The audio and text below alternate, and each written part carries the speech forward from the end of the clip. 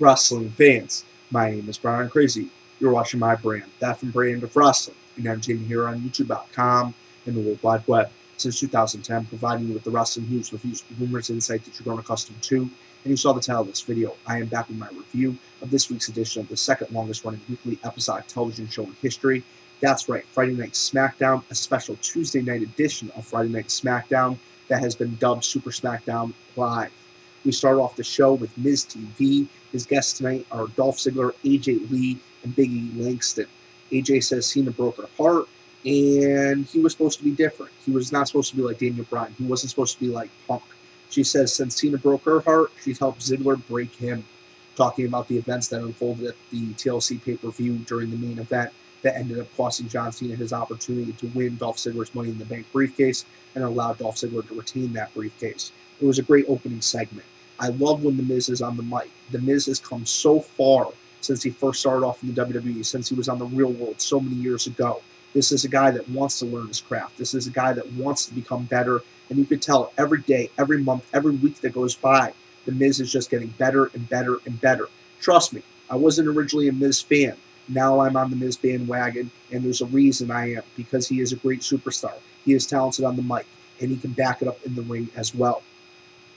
Then we see Big E Langston square off in his first official match. Now that he's been brought up to the main roster, he goes against The Miz. He ends up picking up the win over The Miz. And then we go backstage with Booker T and Teddy Long. They're talking about giving Brad Maddox a match. If Maddox can win the match, he will get the contract that he's won for so long. He will finally be on the WWE roster. And they say he will find out his opponent when he makes it down to the ring. Quick little segment. Wasn't bad for what it was. Then we go into the first match of the night. Damien Sandow versus Cara. If we find out that Rey Mysterio is out injured due to the attack that he suffered at the hands of the Shield, and the Shield comes out and ends up beating down Sin Cara as well. Sandow picks up the win in this match, and the Shield absolutely dominates and decimates Sin Cara. And the reason behind this is that Sin Cara is injured. In my TLC review, I talked about it looked like Sin Cara's knee was injured, might have been a pre-existing condition that he aggravated at that pay-per-view, or might have been an injury sustained at the pay-per-view. I honestly don't know, and I honestly still don't know at this point. But WWE announced that, he is injured, and obviously he'll be taking some time off, and that is their way of writing him off TV.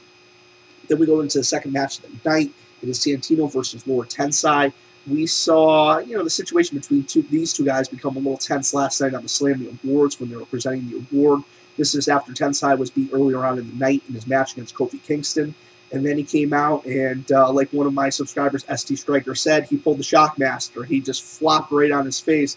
I didn't even make the comparison to the Shockmaster. I was just sitting there laughing. I thought it was hilarious. And, it's so true. If you guys aren't familiar with the Shockmaster, please Google or, excuse me, I hate clearing my throat in videos, by the way. Please, search YouTube for a clip of the Shockmaster. It was back in the old WCW.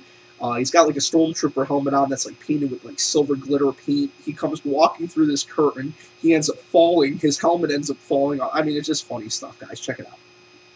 And Santino ends up picking up the win in this match over Lord Tensai.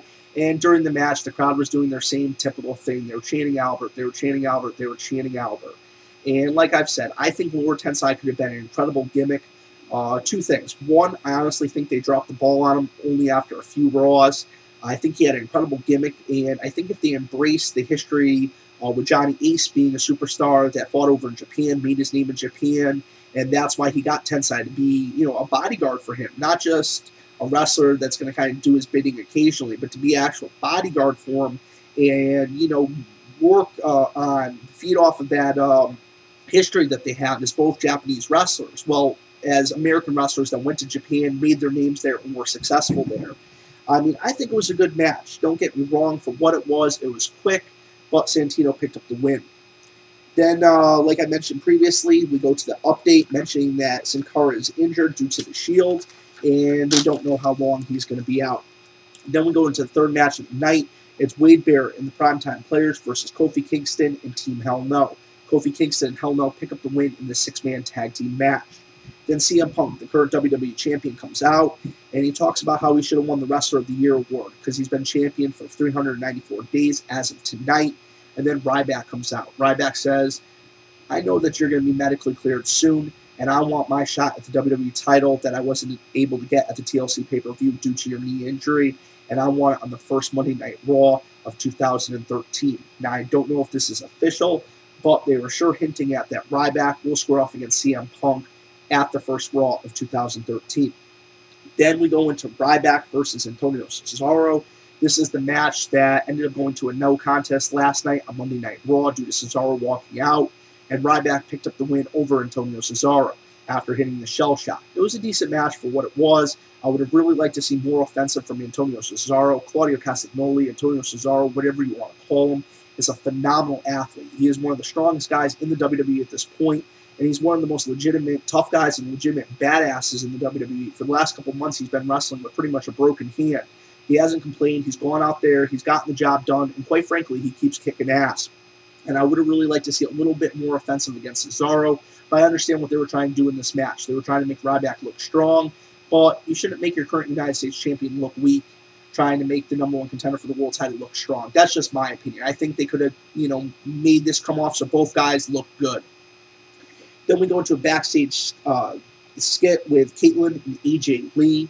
AJ walks up to Caitlyn, acts like nothing happened. I don't know if you guys remember, but remember she smacked her in the face a couple times, and she basically acts like nothing happened. Caitlyn says, basically, I want no part of you, and AJ ends up attacking her from behind. She ends up driving Caitlyn into a soda machine, then Caitlyn just scoops her ass. Goes boom into a table. AJ tumbles on top of her. These two are brawling back and forth. Officials break it up. Then next is actually Caitlyn's title match against Eve Torres for the Divas title. And you can tell Caitlyn's frustrated. She's off her game. Eve capitalizes on this. She takes advantage of this.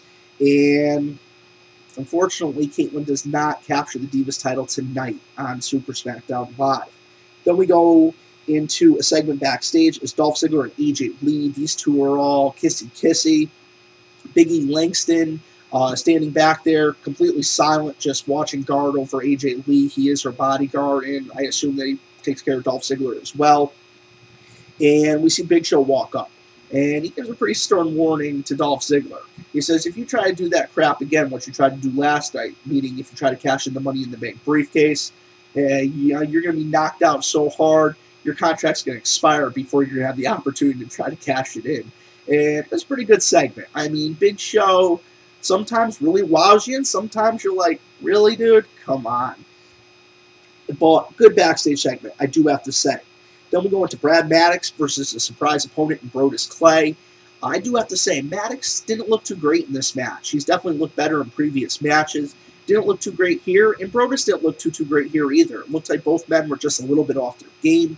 It was a quick match. Maddox had the control early on. Then Maddox got distracted, arguing with the referee. This is when Brodus took control, hit his couple power maneuvers, hit the big splash for the win. Then we go into the main event. Dolph Ziggler and the Big Show versus John Cena and Sheamus. This match ends when Big E Langston gets in the ring and ends up delivering that huge slam, the same slam he delivered the night before on Monday Night Raw. But the match that actually did take place was a great match. There was a lot of back and forth action, a lot of false finishes. We got the zigzag, we got the AA. Just a lot of action. Great way to end off the show. Nice long match. And the one thing that I loved about SmackDown tonight, that it was commercial free. Now I'm really curious if WWE transitions to a network, possibly could SmackDown or a show like this be on that network commercial free, because it's going to be a pay for service. So once you pay for the service, I would assume like an HBO, you won't have commercials. I think that would be a really good way to hook the fans in once again. Phenomenal show. I enjoyed it. I know some people are going to poke at it. Some people are going to say they didn't like it. I look for the positives. Some people look for the negatives. I enjoyed tonight's show. I want to share my thoughts with you guys. Now it's up to you guys, my fans and subscribers, to share your thoughts with me, because that's what makes this process complete. Your thoughts, your feedback, your likes, your favorites, your dislikes, your criticism, whatever it may be, drop it below in the comment section. And as always, thank you for being loyal fans and subscribers, and thank you for watching.